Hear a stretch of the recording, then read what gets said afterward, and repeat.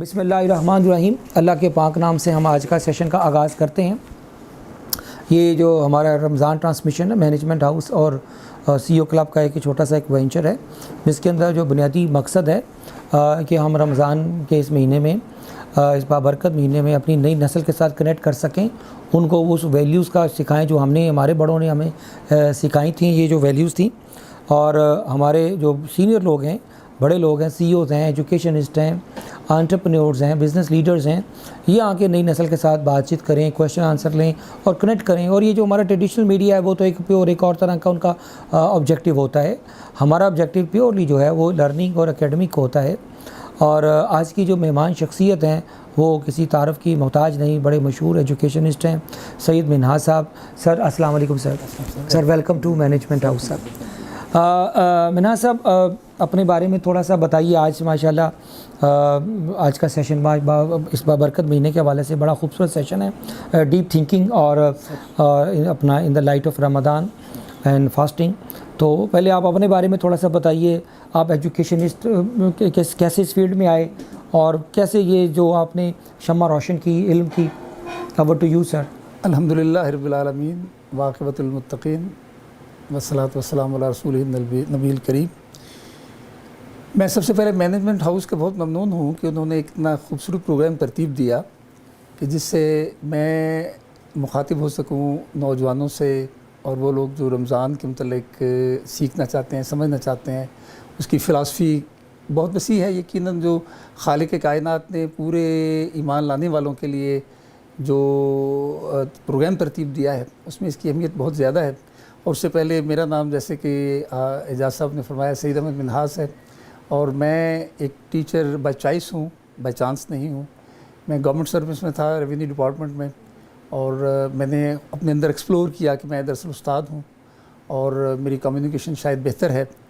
मैंने 1991 में 1991 में डिसाइड किया कि मैं एक स्कूल शुरू करूँगा। लिहाजा अब एक गर्ल्स हाई स्कूल और एक बॉयज़ हाई स्कूल रन कर रहा हूँ, मिन्हाज गर्ल्स हाई स्कूल और मिन्हाज बॉयज़ हाई स्कूल के नाम से। जी सर मुझे ये बताइए, रमज़ान का महीना आता है और इसके अंदर हम अपनी, क्योंकि रिचुअल्स में चले जाते हैं, नमाज़ें सारे जो लोग कम पढ़ते हैं वो भी पढ़ने शुरू कर देते हैं।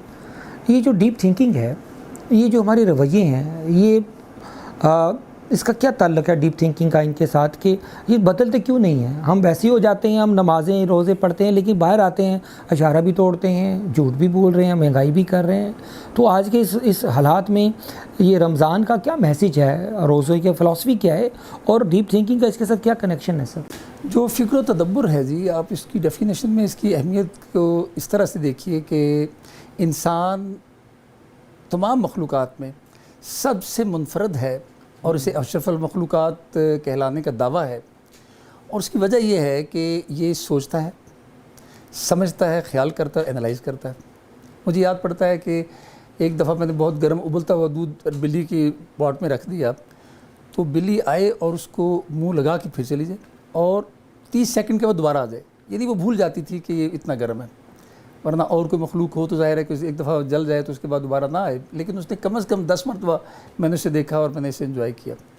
जबकि इंसान अगर दूध से जल जाता है तो छाछ भी फूंक फूंक पर पीता है, क्योंकि उसका एनालिसिस ऐसा होता है कि हालात के एनालिसिस से मुझे अब ना दूध को ऐसे पीना है कि ये गर्म है और उसे ये एहतियात करनी है। लिहाजा इंसान को अल्लाह करीम ने जितनी सोच और एनालाइज करने की हिस्स दी ना, उसमें उसने क्या किया कि डर था उसे कि मैं खाऊंगा कहाँ से, पहनूंगा कहाँ से, रहूंगा कहाँ। तो अल्लाह करीम ने सबसे पहले इंसान को कहा, मैं तुम्हारा रब हूँ, अल्हम्दुलिल्लाह रब्बिल आलमीन। कि जो रब है इसकी फ़िक्र भूल जाओ, और जिस काम के लिए तुम्हें फ़िक्र और तदब्बर और ये मकाम दिया है उस पर गौर करो। अब मामला ये आ गया कि हमने जो अब तक सो कॉल्ड तरक्की कर ली है, हमने खुद किया, उसने हमें अक्ल दानिश दी और उससे हमने बहुत चीज़ें डेवलप कर ली, लेकिन वो सब चीज़ें देखने के लिए हैं। नेट पर हम देखते हैं, मोबाइल पर हम देखते हैं, टेलीविज़न पर हम देखते हैं। उससे हमारी जो सोचने और समझने और एनालाइज़ करने की हिस्सा है वो बहुत मुतासर हो गई है। तो सुबह होती है तो सबसे पहले हम नाश्ते का इंतज़ाम करते हैं कि नाश्ता हमने करना है, उसके बाद हम ऑफ़िस आते हैं तो चाय पीते हैं, हमारे जो दोस्त अहबाब आते हैं, हमने सोचते हैं उनको हमने क्या खिलाना पिलाना है, फिर लंच का टाइम होता है, इस तरह दिन गुजारते हैं। اللہ کریم نے ہماری زندگی میں سال میں 1 مہینہ ایسا رکھا کہ ہم اس طرف بھی توجہ ہٹا دیں. ہمارے انتہائی سنجیدہ موضوع کا ایک بڑا مزیدار پہلو یہ ہے کہ ہم بجائے اس کے کہ یہ سوچتے کہ ہم اپنے انسانی لیول پر آ کر کس قدر اپنی ویلیوز کو بڑھا کر اور اپنے خالق کے قریب ہو سکتے ہیں، ہم نے یہ بھی سارا دن سوچنے میں گزار دیا کہ ہم آج پکائیں گے کیا، آج ہم شام روزہ کس سے کھولیں گے، آج افطاری میں کیا بن رہا ہے. تو میں سمجھتا ہوں کہ مقصد تو یہ تھا کہ عبادات بھی جو ہیں وہ آپ کی کنسنٹریشن چاہتی ہیں ٹورڈز یور لارڈ. وہ چاہتی ہیں کہ آپ اپنے تعلقات کو ریوائز کریں کہ کیسے تعلقات ہیں اور کیوں ہیں. یہ ہماری توجہ دلاتی ہیں کہ ہم اگر چلتے ہیں تو کیسے چلتے ہیں اور بیٹھتے ہیں تو ریلیکس کیسے محسوس کرتے ہیں. تو میں سمجھتا ہوں کہ ضرورت اس عمر کی اور زیادہ رمضان کی اہمیت اور بڑھ گئی ہے کہ ہم اپنے سوچ کے انالیسس کو یہ سوچیں کہ قدرت ہمیں بار بار یہ کہہ رہی ہے کہ غور کرو، سوچو، فکر کرو. آپ یہ سن کر بہت خوش ہوں گے کہ قرآن مجید نے عبادات سے کہیں زیادہ زور سوچنے، غور کرنے، فکر کرنے اور تدبر کرنے کا حکم دیا ہے. وسیروا فی الارض، زمین پر پھر کر دیکھو. سورہ اعراف میں ایک جگہ اللہ کریم نے فرمایا کہ ہم نے انہیں دل دیے لیکن یہ سوچتے نہیں، ہم نے انہیں آنکھیں دی لیکن دیکھتے نہیں، ہم نے انہیں کان دیے لیکن سنتے نہیں. ان کی مثال جانوروں کی سی ہے بلکہ ان سے بھی بدتر. اس کا مطلب ہے کہ دیکھتے تو سب آنکھیں ہیں، سنتے تو سب کان ہیں، لیکن مالک جو چاہتا ہے کہ کس طرح دیکھیں، مالک جو چاہتا ہے کہ کس طرح سنیں اور کیا سنیں، مالک جو چاہتا ہے کہ کیا سوچیں، اس کی ایک بہت کمی ہے. جیسے 30ویں پارے میں اللہ کریم فرماتا ہے افلا ینظرون الی الابل کیف خلقت والی السماء کیف رفعت والی الجبال کیف نصبت والی الارض کیف سطحت. اب غور کریں کہ کیا یہ لوگ نہیں دیکھتے کہ اونٹ کو کیسے تخلیق کیا گیا، آسمان کو کیسے اٹھا دیا گیا، پہاڑوں کو کیسے ٹھونک دیا گیا، زمین کو کیسے بچھا دیا گیا. اب آپ اندازہ کریں کہ کس غور و فکر کی طرف توجہ دی گئی ہے. پھر ایک اور سورہ انفطار میں اللہ کریم نے فرمایا یا ایھا الانسان ما غرک بربک الکریم، اے انسان تجھے کس چیز نے اپنے رب سے مغالطے میں ڈال رکھا ہے. تو میں سمجھتا ہوں کہ یہ روزہ، اس کی بھوکا رہنا، پیاسا رہنا، اس میں عبادات کرنا، اس میں تعلق رکھنا، اپنی افطاری کا انتظام کرنا، سحری کا اہتمام کرنا، یہ سب ہمیں غور و فکر کی طرف دھکیلتے ہیں. اور ضرورت اس امر کی ہے کہ ہم ان چیزوں کے علاوہ، جیسے اقبال کہتے ہیں کہ ظاہر کی آنکھ سے نہ تماشا کرے کوئی، ہو دیکھنا تو دیدہ دل وا کرے کوئی.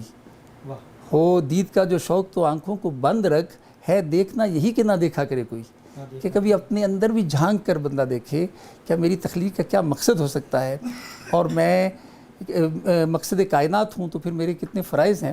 تو میں سمجھتا ہوں کہ اگر ہم یہ سب سوچ کر سڑک پر آئیں اور اشارہ توڑ دیں، ہم تعلقات کا خیال نہ رکھیں، ہم اپنے فرائض کا خیال نہ رکھیں، تو دراصل ہم بوتے کچھ ہیں اور کاٹنا کچھ اور چاہتے ہیں.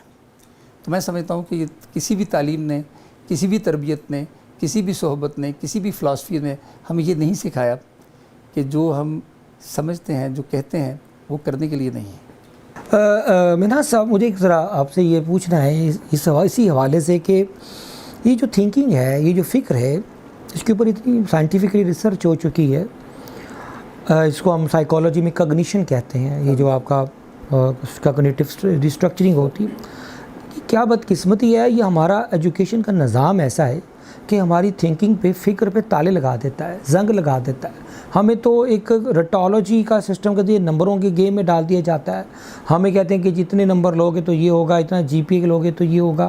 وہ جو بچے کی اپنی جو فکر کی صلاحیت ہے، اس کو تو بس طوطے کی طرح رٹایا ہوا ہے. تو وہ کیا اس میں تعلیمی نظام کو چینج کرنے کی ضرورت ہے کہ جو فکر کو، جو آزاد فکر کو، جس کو اقبال بھی کہتا ہے، Iqbal himself was a great thinker and philosopher، اس نے سوال پہ، لیکن ہم نے تو سوال کرنے کے اوپر تو ایسے لگتا ہے کیسے کوئی قید لگائی ہوئی ہے.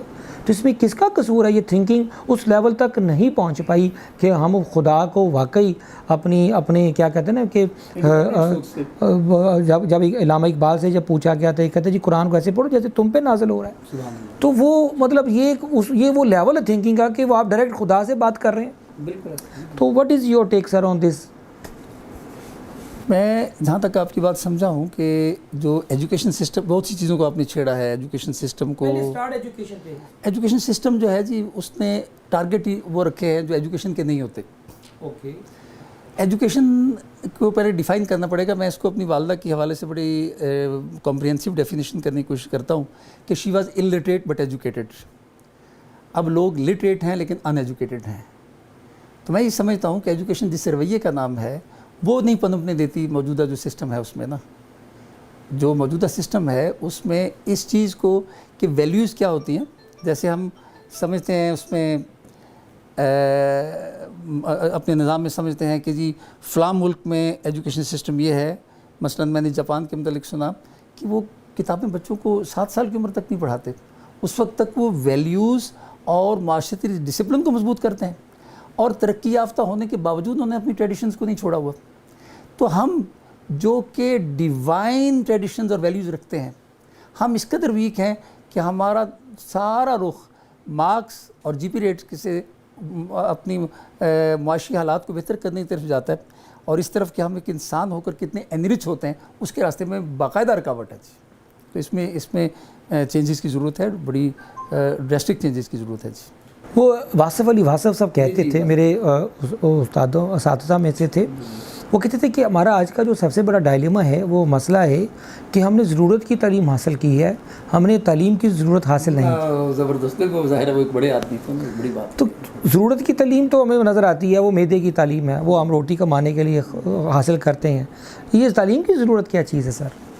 تعلیم کی ضرورت وہی ہے نا جو انسان کو انسان کا لیول پہچانے. واصف علی واصف نے کوئی بہت عالی شان محلات تو تعمیر نہیں کیے، لیکن ہم کتنے احترام سے ان کا نام لے رہے ہیں. تو یہ آپ نے خود ہی بلکہ ایک فرد کا نام لے کے اس کا جواب دے کے میری طرف پھینک دیا کہ میں بھی اسی کو آپ کی بات کی تائید کروں. جی جی سر آگے چلتے ہیں. تعلیم کے جو سکول سسٹم ہے، اس کے بعد ایک سسٹم تھا ہمارا مدرسوں کا، جو مسجد کے ساتھ ایک مدرسہ ہوتا تھا. ہم بچپن میں قاری صاحب سے سپارہ پڑھتے تھے، قاری صاحب ہمیں پیغمبروں کی باتیں بھی بتاتے تھے. ایک پورا بچے کے اندر ایک تھنکنگ کے رویے. وہ ہمارا انسٹیٹیوشن بھی اس کے بارے میں کیا رہا؟ کیا وہ ڈیپ تھنکنگ پیدا کر رہا ہے؟ کیا وہ بھی صرف ایک بس قاری ہی پیدا کر رہا ہے؟ دراصل ایسا ہے کہ جب ایک ہی چیز کو اس کی فلاسفی کو سمجھے بغیر اپنا لیا جائے تو وہ بت پرستی ہے. جب کسی چیز کے ہونے کو اس طرح لیا جائے، میں چھوٹی سی مثال معاشرے سے دیتا ہوں کہ جو ہم آج کل وہ شادیوں پر سلامی دیتے ہیں، تو دراصل یہ جب اوریجنلی شروع کیا گیا تھا تو یہ تو باقاعدہ تھا کہ اس کی ہیلپ ہو اس موقع پر. جب اس کے ہاں بہت سے گیسٹ آئے ہوئے ہیں تو جب آپ کی باری آئے گی تو وہ ہیلپ کرے گا. لیکن اب آ کے وہ دکھلاوے میں اور جو بت پرستی وہ خود نمائی ہو گئی اور وہ چیز ختم ہو گئی. یہ بڑی چھوٹی سی میں نے مثال دی ہے، لیکن ہم نے اپنی زندگی میں بہت سے ایسے معاملات جن کی اصل روح بڑی شاندار اور اعلیٰ ہے ان کو چھوڑ کر ان کو محض رسم بنا لیا. جب وہ محض رسم بن گئی، اب مدرسہ ہے وہ جو اقبال کہتے ہیں کہ میں اٹھا خانقاہ سے، وہ ختم ہو گئی نا جی. اصل بات یہ تھی کہ مدرسہ جو تھا وہ سب سے پہلے ادب احترام سکھاتا تھا، جس سے معاشرتی ڈسپلن پیدا ہوتا ہے، جس کو ویسٹرن تھاٹ نے ان کے اپنے سوشل لاز تھے اور ان کی سوشل ویلیوز تھی. ان سوشل لاز چونکہ ڈیفرنٹ ہوتے ہیں اس لیے انہوں نے ان کو منوان ہم نے انہیں اپنانے کی کوشش کی. حالانکہ ہمارے اپنے بڑے گولڈن ویلیوز تھیں کہ ہم ان کو فالو کرتے. اب مسجد کے ساتھ اس سے بھی پہلے اگر آپ چلے جائیں، آپ نے مسجد اور مدرسے کی بات کی میرے اور آپ کے زمانے کی، لیکن آپ اس سے بھی پہلے چلے جائیں اسلام کے آغاز میں تو مسجد دراصل سیکریٹریٹ بھی تھا. تو ہسٹری میں کب مسجد عبادت کے لیے اور سیکریٹریٹ الگ ہوا؟ تو یہ سفر دراصل تب یہ فاصلے شروع ہوئے جو یہاں تک پہنچتے پہنچتے کہ اب مسجد سے وہ مدرسہ بھی الگ کر کے اس کو محض صرف اور صرف عبادت کے لیے رکھ دیا گیا. اور عبادت جو ہے جب تک ہمارے اعمال پر اثر انداز نہیں ہوتی، جب تک وہ ہمارے اعمال کو متعین نہیں کرتی، اسی لیے کہیں نہیں کہا گیا کہ نماز ادا کریں، حکم دیا گیا نماز قائم کریں. کیونکہ نماز کا قیام جو ہے وہ دراصل آپ کے اعمال پر ریفلیکٹ کرتا ہے. وہ اس کا عکس ہے کہ آپ نماز کیا پڑھتے ہیں. وہ کسی عالم سے پوچھا کسی بچی نے کہ جی مجھے کیسے پتہ چلے کہ میری نمازیں قبول ہو رہی ہیں؟ انہوں نے فرمایا اگر آپ اپنے معاشرتی فرائض جہاں آپ جس لیول پر ہیں، بڑوں چھوٹوں برابر والوں سب کے وہ پورا کرتی ہیں، ان کا خیال رکھتی ہیں کہ آپ کا اللہ آپ کو دیکھ رہا ہے، تو میں گارنٹی دیتا ہوں کہ آپ کی نماز قبول ہو رہی ہے. اور اگر آپ ایسا نہیں کر رہی تو مجھے خطرہ ہے کہ آپ عادت میں نماز پڑھ رہی ہیں. تو میں یہ سمجھتا ہوں کہ یہ جو ہمارا معاملہ ہے اس کو بالکل الگ کرنے کا، مدرسے کو الگ کرنے کا، ہمیں ریوائیو کرنا ہے اپنی ان ویلیوز کو کہ عبادات کے دراصل مقاصد سر ٹکرانا نہیں ہے. یہ میں باہر کی بھی میں بتاتا ہوں کہ آپ نماز میں جب وضو کرتے ہیں تو آپ کا یکسوئی سٹارٹ ہوتی ہے، تب آپ نے قبلہ رخ ہو گئے کہ توجہ ایک طرف کر لیا، تب آپ نے ہاتھ باندھ لیے یا چھوڑ دیے، دونوں احترام کا علامتیں ہیں. ہاتھ چھوڑ دیے کہ میں نے ہاتھ ڈال دیے، ہاتھ باندھ دیے کہ میں نے ہاتھ باندھ دیے میرا سر کاٹ دو، دونوں صورتیں احترام کی ہیں. اور پھر آپ نے سجدہ کی، رکوع کیا کہ میں نے جھکا دیا جو کچھ مجھے کہا جائے گا. اور اس کے بعد جب آپ نے سجدہ کیا تو آپ نے اقرار کیا کہ میں کچھ نہیں ہوں. یہ 3 حالتیں ہیں نماز کی. اگر یہ 3 حالتیں انسان اپنے عمل پر ان کا انطباق کر لے تو بہت خوبصورتی سے اس کی زندگی میں چینجز آ سکتے ہیں. جی ٹرانسفر. ورنہ پھر وہی مولانا جو فرمایا تھا، ورنہ نماز وہ عادتاً پڑھ رہے ہیں، ورنہ وہ نماز کا وہ روح نہیں ہے جو اللہ ہم سے چاہتا ہے. جی. اور وہ نماز نہیں بنتی، وہی بنتی ہیں جو منہ پر دے ماری جائیں گی. وہ نماز نہیں بنتی جو اللہ میں قبول کر کے ہمیں نجات عطا فرمائے گا. سر بڑا خوبصورت طریقے سے آپ نے بیان کیا.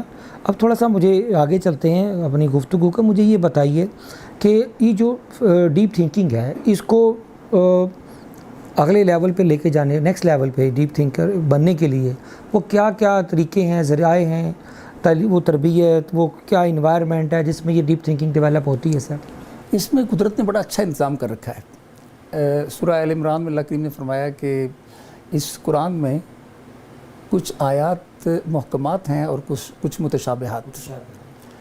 اور جو ایمان والے ہیں، جو دل سے صاف ہیں، وہ محکمات پر عمل کرتے ہیں، متشابہات کو چھوڑ دیتے ہیں. اچھا، اس سے یہ تدبر کی بات آ گئی کہ جب آپ نے غور کیا تو آپ کو اس میں انتہائی خوبصورت پہلو کیا نظر آیا کہ آپ کے لیے ہر فرد کے لیے محکمات علیحدہ علیحدہ ہیں، ہر کے لیے متشابہات علیحدہ علیحدہ ہیں. یہ نہیں کہا گیا کہ اتنی محکمات ہیں اور اتنی متشابہات ہیں.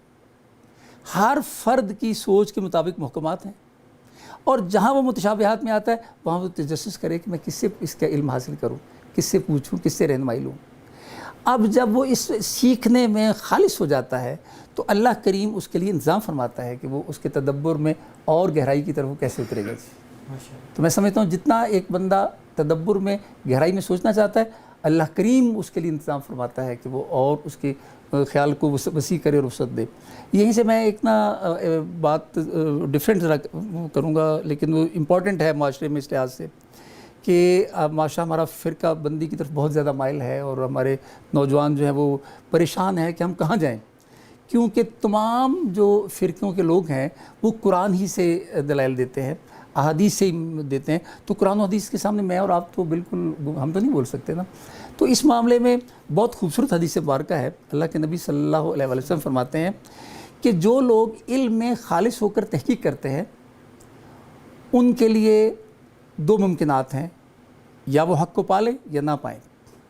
اگر وہ حق کو پالیں تو ان کی 2 درجات کی بلندی ہے، ایک تحقیق کرنے کی اور ایک حق کو پا لینے کی. اور جو لوگ حق کو نہیں پا سکتے ان کے لیے 1 درجے کی بلندی ہے کہ انہوں نے تحقیق تو کی نا. اب یہاں سے اگر ہم 10 لوگ بیٹھے ہیں اور 10 لوگ مختلف نتائج پر نکلے ہیں تو ہم 10 کو یہ فکر ہونی چاہیے، یا اللہ جو میری کنکلوژن ہے وہ ٹھیک ہو، بجائے اس کے کہ میں یہ کہوں کہ وہ ٹھیک ہے باقی سب غلط ہے. بس سوچ میں یہ فرق آیا ہوا ہے کہ ہم نے، ہمارے جو علماء ہیں انہوں نے علمی اختلافات کے وہ پہلو عوام کے سپرد کر دیے ہیں جو دراصل ان کے لیول کی کرنے کی باتیں تھیں، اور انہوں نے عوام کے سپرد کر دیے کہ وہ ان میں لڑتے مرتے رہیں اور اس پر غور و فکر نہیں کرتے کہ وہ ان کو ایک رکھیں اور علمی اختلاف پر یہ بات سوچیں کہ اللہ صحیح نتیجے، ان کے نتیجے کو قبول فرما لے کہ وہ صحیح ہے. چونکہ صحیح کا دعویٰ وہی اسی کا ہے جس کو اللہ قبول کر لے گا کہ صحیح اس کا دعویٰ ہے. ورنہ کسی بھی علمی موضوع پر آپ کی رائے مختلف اور میری رائے مختلف ہو سکتی ہے، لیکن کیا وہ ایگزیکٹلی اللہ کی منشا کے مطابق درست ہے، وہ ہم دونوں دعویٰ نہیں کر سکتے. تو میرا اشارہ اس طرف بھی ہے کہ چونکہ نوجوان ہمارا پروگرام دیکھیں گے تو ان کے ذہن میں بہت انتشارات ہیں، تو میں سمجھتا ہوں کہ اس انتشار کو چھوڑ دیں. قرآن ایک زندہ کتاب ہے، وہ آپ کو تبھی ہدایت دے گی جب ہدایت مانگیں گے. جب آپ شیعہ بن کر کھولیں گے، دیوبندی بن کر کھولیں گے، بریلوی بن کر کھولیں گے، وہابی بن کر کھولیں گے تو اس آپ کو ہیلپ کرے گی. آپ کافر بن کے کھولیں گے تو اعتراض بھی دے دے گی، لیکن ہدایت تبھی دے گی جب آپ ہدایت طلب کریں گے. آپ کو ہدایت طلب کرنے کے معاملے میں بالکل خالص ہونا چاہیے. مینا صاحب ایک بڑا آج کا ایک بڑا بہت بڑا مسئلہ ہے، ایک سوال بھی ہے کہ استاد کہاں چلے گئے جو صورت گری کرتے تھے. یہ جو کہتے تھے، اقبال نے کہا تھا میں نہیں ہوں، میرے استاد ہیں یہ، وہ ان کی اشارہ کرتے تھے کہ یاد ہوگا جب سر کا خطاب دیا تھا، ان کو دیا جائے پھر مجھے دیا جائے. جو بھی بڑا بندہ بنا وہ اپنے استاد کے بغیر نہیں بنا. کسی کو آج مینٹور کہہ لیں، کسی کو آج اس کو ٹیچر کہہ لیں، کوچ کہہ لیں. تو ڈیپ تھنکنگ کے حوالے سے آپ سمجھتے ہیں کہ کیا استاد ہیں یا استاد ہی چلے گئے کہیں، اس لیے یہ کوئی چیز اگنورڈ ہو رہی ہے؟ سر ایسا نہیں ہے، ابھی بھی ہیں اور ہر دور میں رہتے ہیں. اللہ کریم استادوں سے خالی نہیں رکھتا جہان کو. اعجاز نثار بن کر یہاں پہنچے ہیں تو ان کو 2-3 درجن اساتذہ نے پڑھایا ہوگا، لیکن یاد انہیں 1-2 ہی ہوں گے. تو مجھے بھی یہاں تک پہنچتے ہوئے بہت سے اساتذہ نے پڑھایا ہوگا. تو اس کا مطلب ہے کہ میں نے جب اپنے اندر غور کیا تو میں نے سوچا کہ اللہ کریم کے ہاں سب سے زیادہ مجھے سختی سے سوال کا جواب دینا پڑے گا، وہ یہ تھا کہ تمہیں ایسے استاد ملے تھے تو اس کا جواب دو، ہے نا جی. تو میں سمجھتا ہوں کہ اگر جو استاد پیشن رکھتا ہے کہ وہ استاد ہے، وہ پہچانتا ہے کہ میں استاد ہوں، وہ محبت کرتا ہے کہ میرے دل میں اس محبت کے علاوہ کچھ نہیں ہے، تو وہ استاد شاگرد بھی پاتا ہے، عزت کرنے والے اور فیض لینے والے، اور اللہ کریم اس کے ذریعے فیض دیتا ہے. اچھا یہاں ایک بات میں اضافی کر دوں گا کہ استاد کچھ نہیں کرتا، استاد صرف خالص ہوتا ہے، باقی سب کچھ اوپر سے اترتا ہے. آپ کی کلاس میں 20 اسٹوڈنٹ ہوتے ہیں، آپ ان 20 کو تعلیم دے رہے ہوتے ہیں، ایک آواز سے سب کو آواز جا رہی ہوتی ہے، لیکن سب کا رزلٹ ایک نہیں آتا، کیونکہ ان کی ذہن کی کھیتیاں آپ بادل کی طرح سب پر یکساں برس رہے ہیں، لیکن جو زرخیز کھیتیاں پانی جذب کر رہی ہیں ان کا رزلٹ اور ہے. جو بنجر ہیں جن پر سے پانی بہہ جاتا ہے وہ اس سے پتھر ہی نکلتا ہے. تو یہ میں سمجھتا ہوں کہ یہ ریسیپشن کی امپورٹنس ہے. اگر آپ، میں، ہمارے احباب اچھے استاد چاہتے ہیں کہ وہ استاد ملیں تو انہیں مل جائیں گے. وہ یہ نہ سوچیں، وہ دعا کرتے رہیں کہ اللہ تعالیٰ ہمیں فیض دینے والے لوگ دے، اللہ اس کا انتظام کرے گا. جی مل جاتے ہیں. اچھا سر، مجھے ایک اسی طرح سے آگے ایک چیز سوال ہے کہ روزہ جو ہے، جو آج کل ہم جس پروگرام موضوع ہے ہمارا، تو روزہ ہماری ڈیپ تھنکنگ کو کیسے ڈیولپ کرتا ہے؟ دیکھیں، بلکہ وہ بڑی مذاق کی بات ہے کہ خالی پیٹ بندہ بہت اچھی باتیں کرتا ہے، کیونکہ جو بھرے پیٹ میں لگتا ہے وہ تھنکنگ پروسیس، جی اس میں لیزینس آ جاتی ہے، سستی آ جاتی ہے. بالکل خوبصورت بات ہے جی. اور دنیا کے کامیاب ترین لوگوں کے اگر آپ کہ وہ دیکھیں نا معمولات، تو وہ اس قدر امپورٹنٹ نہیں ہوتے. وہ اس کی میں نے سنا وہ جو ٹامس ایڈیسن تھا کہ وہ کھانا اس کے سامنے رکھا تھا اور وہ سو رہا تھا، اور اس کا کوئی شاگرد آیا، اس نے دیکھا کہ سب استاد سو رہے ہیں، اس نے کھانا کھا لیا، برتن رکھ دیے اور اٹھا. اس نے کہا بھی برتن اٹھا لو، میں نے کھانا کھا لیا، میں سونے لگا ہوں. اس کو یہ پتہ نہیں تھا کہ اس نے کھانا کھایا. تو کھانا اتنا امپورٹنٹ نہیں ہوتا عظیم لوگوں کی لیول پر نا جی. تو یہ ہر فرد کو عظیم ہونے کا موقع فراہم کرتا ہے. روزہ جو ہے ہر فرد کو عظیم ہونے کا موقع فراہم کہ آپ یہ دنیا کے چکروں سے نکلیں جی اور جو ریئلٹیز ہیں. سر ایک اور چیز بڑا آج کل کا بڑا ہے، وہ ہے جو بنیادی جو ڈیپ تھنکنگ ہے. کیونکہ میں نے دیکھا ہے کہ جو کائنات کا جو ازلی سبق ہے جو تمام پیغمبر دیتے آئے ہیں آج تک، انہیں کا ایک ہی لیسن وہ توحید کا ہے. تو توحید کو جو ڈسکور کرنا ہے، خدا کی ذات کو، کہتے ہیں نا اپنے من میں ڈوب کر پا جا سراغِ زندگی، تو اگر میرا نہیں بنتا نہ بن، اپنا تو بن. پانی پانی کر گئی مجھ کو کلندر کی یہ بات ہو چکا جب خیر کے آگے نہ تن تیرن. تو سر ڈیپ تھنکنگ کا کے ذریعے کیا ہم خدا کی کو پا سکتے ہیں؟ یہ تو دوسرا رائے نہیں ہے کہ کیوں نہیں پا سکتے. وہ ہے تھنکنگ اس لیے ہے دراصل، وہ دراصل جو سوچ انسان کو عطا فرمائی گئی ہے. میتھمیٹکس ہے، میتھمیٹکس ایک خشک سا سبجیکٹ ہے. اور فلاسفی میں آپ دیکھیں فلاسفی اور کتنا فرق ہے میتھمیٹکس میں. لیکن میتھمیٹکس پر غور کریں. میرے ایک صاحب ملے، میں نے نیا اسکول شروع کیا. میں نے کہا سر مجھے بتائیے کہ میں اسکول کیسے بہتر کروں. کہنے لگے ہر چیز کو اسٹینڈرڈائز کر دے. میں نے کہا جی میں اس کو بھی نہیں سمجھتا. کہنے لگے کہ میرے پاس ایک میتھ کی بچی آتی ہے ٹیچنگ کے لیے، اس نے MSc میتھ کیا ہوتا ہے، اور میں نے کہتا ہوں کہ چلو تم نہ 12 کو 3 سے تقسیم اس طرح سے کرو کہ تقسیم کا عمل استعمال نہ ہو، تو اسے پتہ ہی نہیں ہوتا. میں نے کہا سر مجھے بھی نہیں سمجھ آئی. کہنے لگے اگر میں آپ کو 12 لڈو دے دوں کہ باہر جا کے تقسیم کر دو اور آپ آ کے مجھے کہ میں نے تقسیم کر دی ہیں 4 بچوں میں, تو آپ غلط کہیں گے, آپ نے تقسیم نہیں کی, آپ نے تو تفریق کیے تھے. 4 بچے تھے, 3 ایک کو دیے, پھر 9 رہ گئے, پھر 3 ایک کو دیے, پھر 3 ایک کو دی. تو جو تقسیم ہے دراصل وہ تفریق کا شارٹ کٹ ہے کہ تفریق لمبی کرنے کی بجائے نا آپ شارٹ کٹ مار لیتے ہیں. ضرب جو ہے یہ جمع کا شارٹ کٹ ہے. 9 9 81 کا مطلب ہے کہ 9 کو 9 دفعہ ضرب دیں گے تو جمع کریں گے تو 81 آئے گا. اسی طرح سے جو پلس اور مائنس ہیں یہ کاؤنٹنگ میں سے لیے گئے ہیں. ادھر کاؤنٹنگ یہ کر دیے, یہ ایڈ کر دیے, یہ سبٹریکٹ کر لیے, یہ سب کر لیے, یہ کر لیا, اور ساری کاؤنٹنگ 1 ہے. 2 کا مطلب ہے 2 دفعہ 1 1 1 1 1. یہ ہماری ریکگنیشن ہے, دیٹ از 2 3 4 اور 5 اور 6. توحید کو تو میتھمیٹکس بھی میتھمیٹیکلی ثابت کر رہا ہے, میتھمیٹکس بھی میتھمیٹیکلی ثابت کر رہا ہے توحید کو بھی. تو ہمارا انر تو جاتا ہی توحید کی طرف ہے. حضرت یوسف علیہ السلام کہتے ہیں نا اپنے ہم نشینوں سے, وہ جو کنویں میں قید تھے, ساتھیوں بھلا بتاؤ, بھلا ایک ہی رب اچھا ہے یہ زیادہ سر ہے. یہ ایسا سادہ سا سوال ہے. کیا بولا کہ ایک ہی رب اچھا ہے یہ زیادہ سر ہے.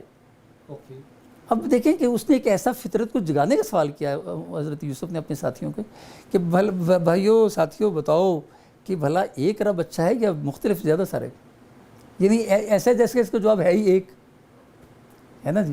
تو میں سمجھتا ہوں کہ جو ڈیپ تھنکنگ ہے یہ انسان ہونے کا معراج ہے, عروج ہے, اس کا فخر ہے کہ وہ سوچ سکتا ہے, سمجھ سکتا ہے, غور کر سکتا ہے, انالائز کر سکتا ہے. جیسے نا سورۃ البقرہ کی آخری آیت ہے کہ اس کے 3 حصے ہیں.